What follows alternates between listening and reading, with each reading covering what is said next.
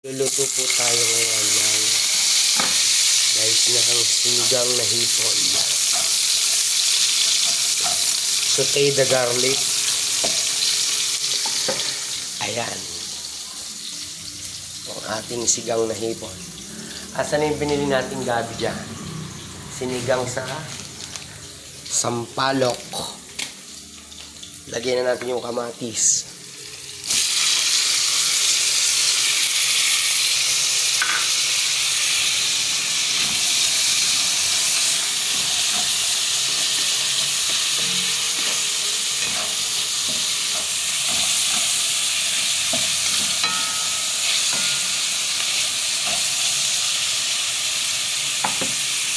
Sunod na natin yung sugpo.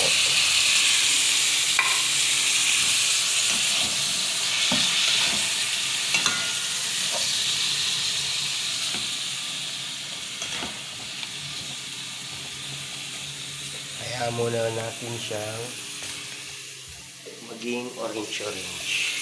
Tatakpan natin siya guys.